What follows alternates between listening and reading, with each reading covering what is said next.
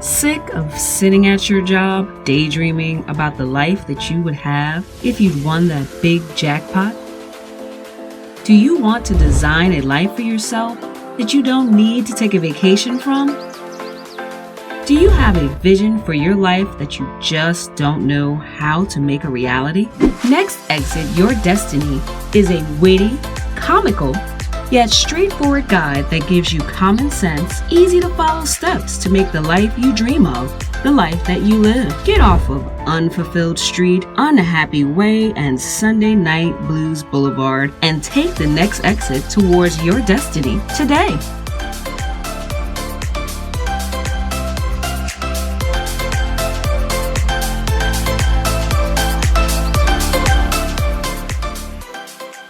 All right, welcome back to Dream Building 101. Thanks again, everyone, for tuning in. My name is Dr. Ebony Potts, and I am the author of Next Exit Your Destiny, Taking the Road Towards the Life of Your Dreams.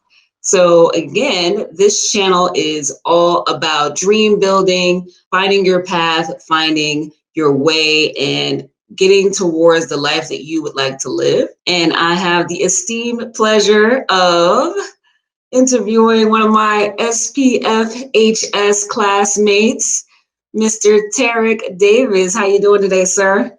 I'm doing great. It's great to be here, Doctor. All right. Actor. Right. Tarik, why don't you tell everybody what you do? What are your titles you hold? What is it that you do? Primarily in my base, I'm an actor. I'm a writer, comedian, announcer, which is a new title, and freestyle rapper and teacher, producer. All right, that's it. That's all right. That's enough. Huh? They're all Legos on the same bridge. You come by in this world we're living in as a Black man. A lot of these things I've had to do. Getting started, I've had to do a lot of things myself. When I wasn't let in through the front door, or the back door, or the window, there are moments when you have to try to build your own thing. So that's why I've been able to cultivate so many different hats. Talent definitely goes a long way, being able to do those things. For those that are alumni of Scotch Plains Family High School, the last time I believe that I saw Tarik, we were dancing across the stage doing show choir, chorus, or something of that nature. That's right, Mrs. Wellman Show Choir. Yeah, Mrs. Wellman and Ms. Wellman Show Choir and our chorus trips and things of that nature. Fortunately for you, you've been able to turn what was just a high school thing for me into something that turned out to be a career for you. And that's great. I wanted to make sure that I included people in the arts in this series, not just people that are in one particular area. So what was your career path once we left Scotch Plains Family High School, umpteen years ago? Yeah. How did you end up where you are now? Well, at first I have to add, for those who don't know, I don't know if your listeners know, but Ebony has Dr. Eb. You have an amazing voice. Talent goes both ways in this podcast, or you singing.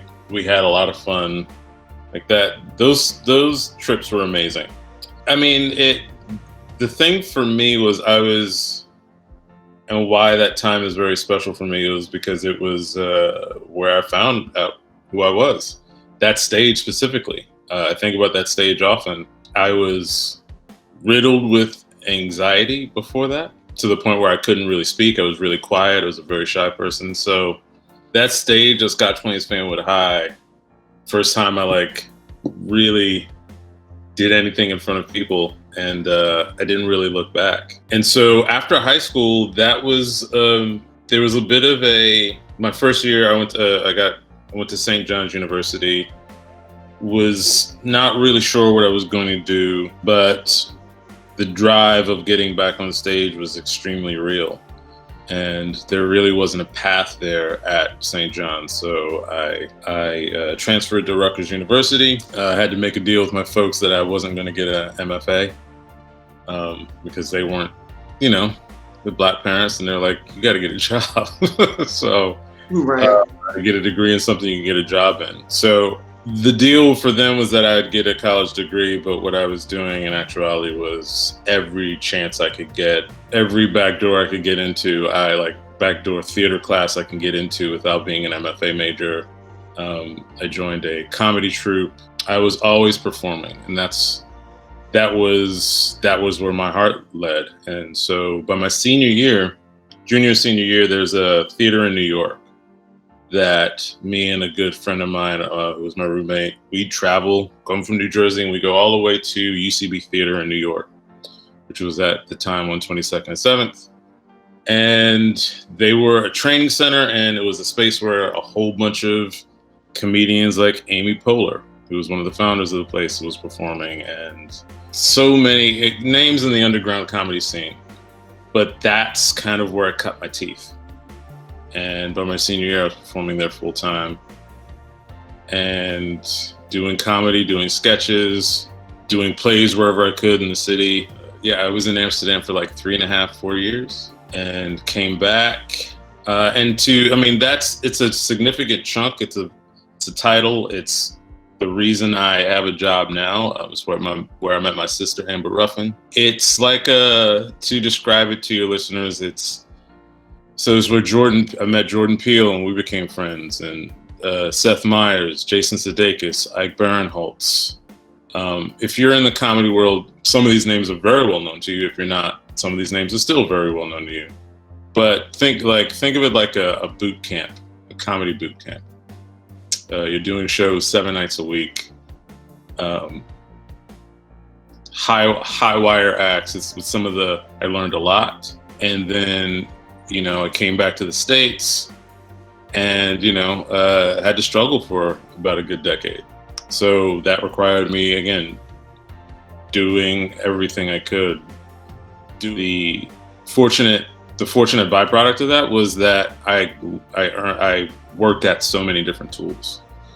So you asked me to do a musical? Okay, I got it. You want me to do contemporary theater? Great, what are we doing? We're doing classical? Okay, I can do it. Improv? Great. I got a whole training in improv. So it left me, and a lot of that was in Boom and in Amsterdam, and then doing that. So after building those skills for 10 years, I luckily started to, build relationships and friendships and somewhat of a reputation of, oh, this guy, bring him in, he can do this role.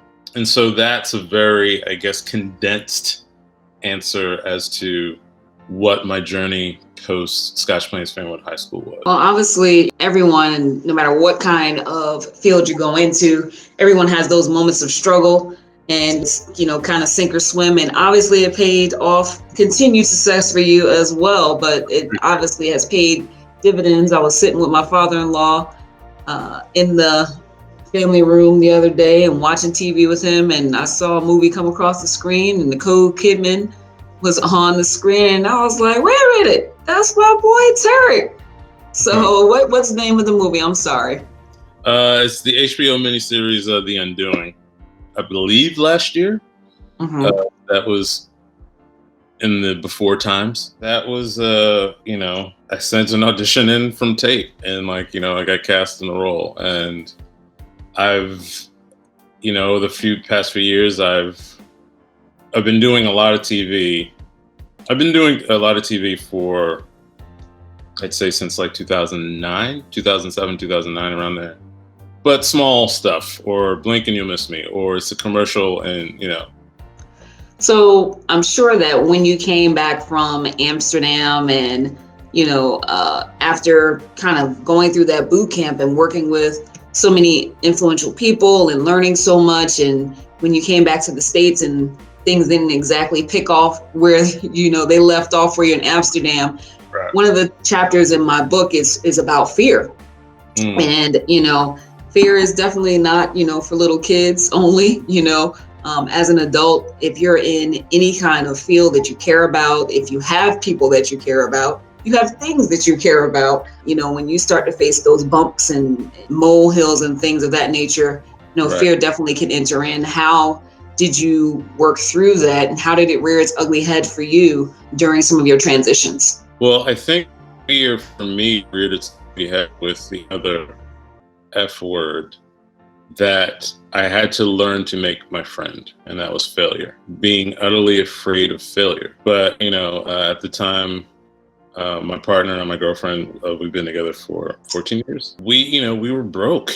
And, you're trying to figure out, eating ketchup sandwiches, trying to figure out how to pay the rent. And yeah, it's when you're in a moment like that and you're faced with, is this worth it? What am I doing with my life? I'll be very honest. It's very also like those names you mentioned. I'm very good friends with Jordan. He's on television, and you see your friends on television. They're still your friends. But in this world where, if and this wasn't an overnight switch. Like, I had to learn how to deal with not just fear, but I had to learn how to be on my own team and be okay with where I was. And what do you mean by that? What do you mean be on your own team? Well, what I mean by that is we live in a society that really, is results based.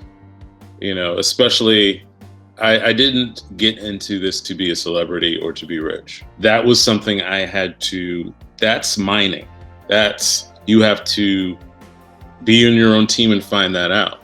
There are different voices in your head that are like, you're a failure, or you're not good enough to do this. You're not good enough. The fear would rear its head in those moments where success was possible. And if you don't think you are good enough or deserving of the blessings of whatever opportunity presents itself, it won't happen. So you got to do a lot of work, especially when you find yourself, or I found myself in a place where I'm like, is this okay? Am I doing great? And so once I was able to realize, like, oh yeah, we're broke, but you know what? We're happy. And I'm making art. She's making art. We live in the city we love. Oh, this is pretty great. Like, that was work. And then you're not, then failure, fear, they start to lose their power. They start to lose their hold on you. Things like, bitterness and being like, oh, I'm happy for my friends. I hope they're happy. I hope they're doing what they want. This is actually pretty great right now. And I would say a lot of that was due to my training as an improviser. You have to live in the moment. It's kind of a meditative, to be in a present state constantly and appreciate the moment that is fleeting. So and it's still work, but that was the work that I had to go through in those moments of fear. And failure was the biggest thing. Well, one of the things that you said that I think is true for everyone, and I think especially our society nowadays with social media and TV and advertising, and people have a hard time distinguishing between reality and what is actually important, right, versus the facade that is put out there through advertising and social media and the quick, everything happens right now kind of mentality that social media kind of propagates. But I think that if we really had more of these conversations, the things that are bouncing around in your head and some of the struggles that you've had are the same struggles that we all have at some point. It doesn't matter how many letters you have in front of your name or behind your name, or how many credits you have, how many movies you've been in, or commercials, or whatever it is. At some point, we all have some of those same struggles. Am I good enough? Am I really happy? Am I doing what's making me happy? And how do I reach that destination? So these kinds of discussions, I think, are important for people to see. And again, it goes along with some of the things that I said in my book as well. The thing that I try to stress in my book is that, fulfillment. It's not, riches and everybody look at me, that in the end doesn't really make anyone really happy. But are you doing what you love? And you talked about that when you talked about the fact that, oh, well, do I look successful, or am I successful, or am I happy? Yeah. So, that's important. It's very important. It's very important for all of us in this age of constant fast information, like you pointed out. Everyone's become an expert in selling themselves, and like there are pluses and minuses to that, I'm sure.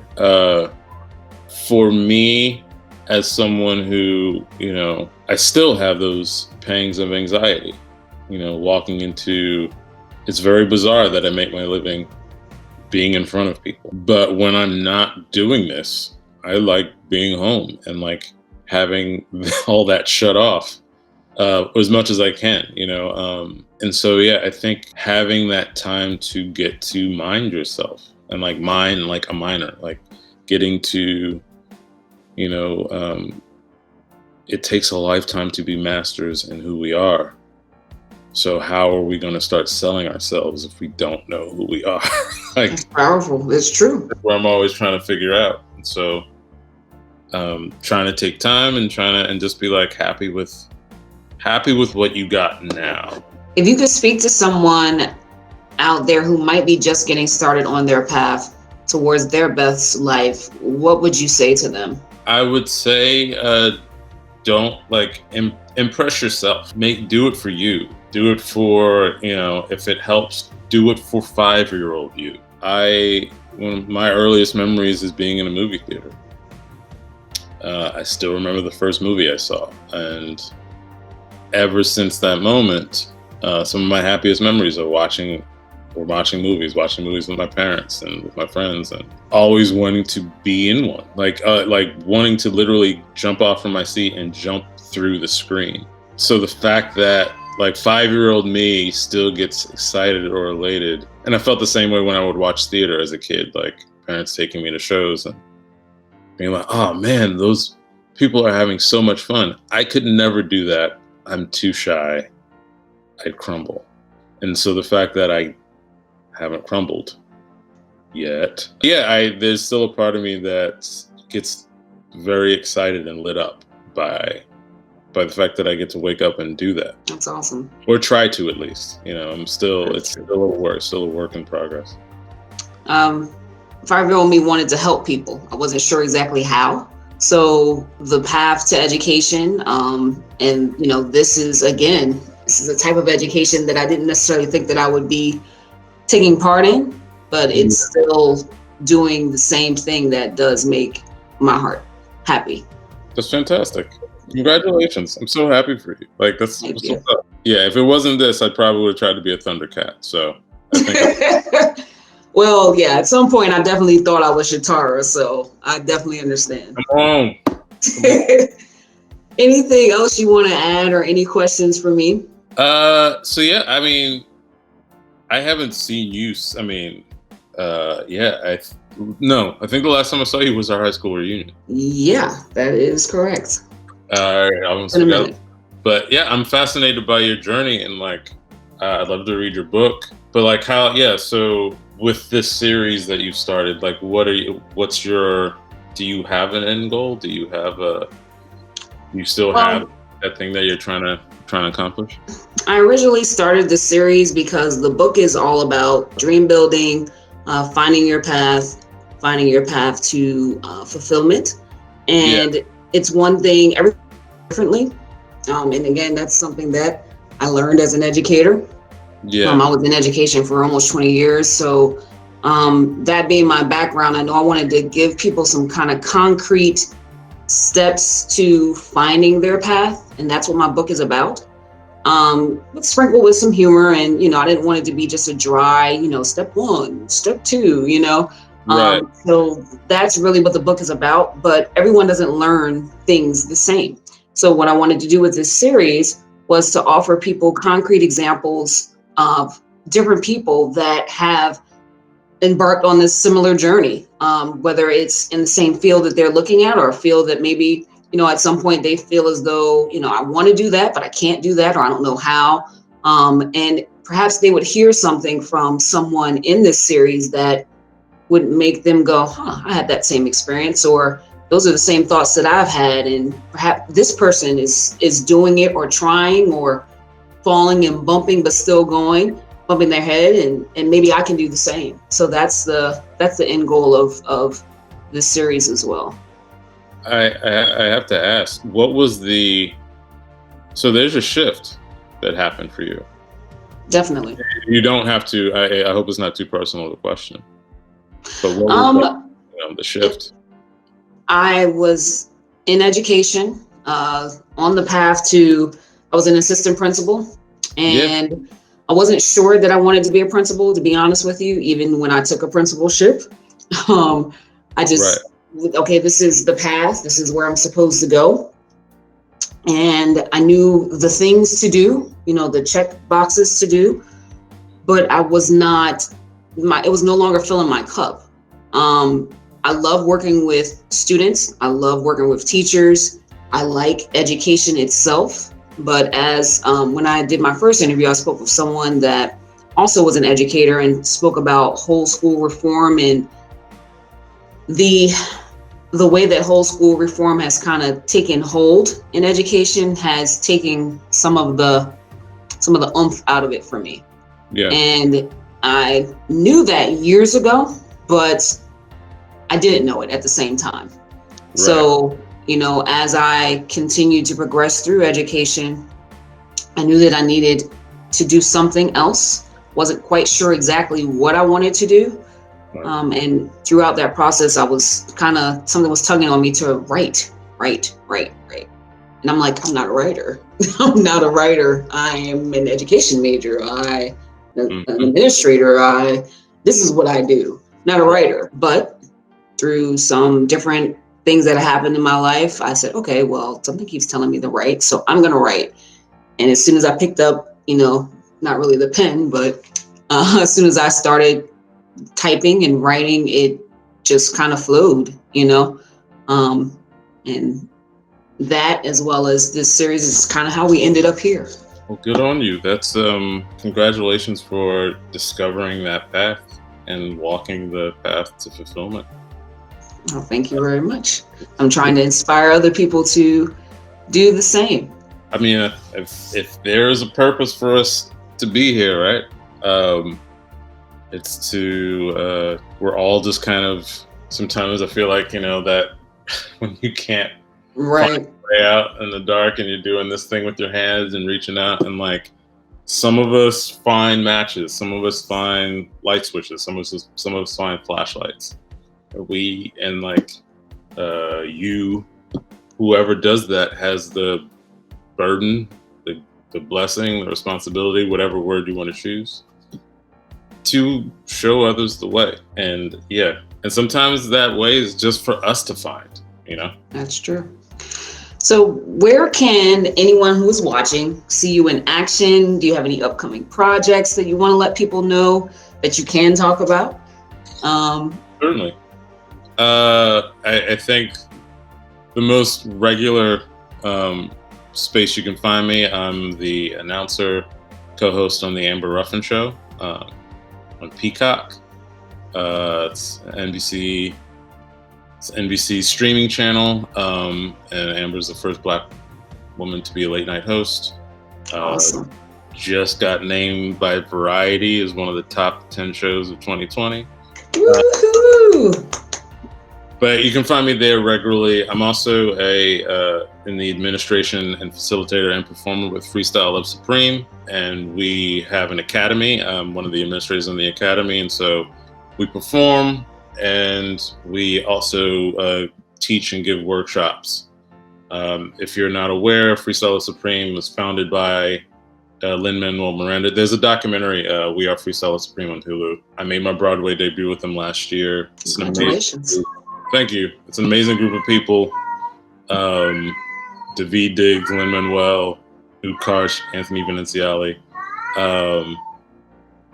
And so I'm one of the members, and we're teaching, and we're doing shows. We have a show this Saturday that'll be online. You can go to fls.academy to find out about that. I do a podcast, Brothers from Another Planet, every Sunday.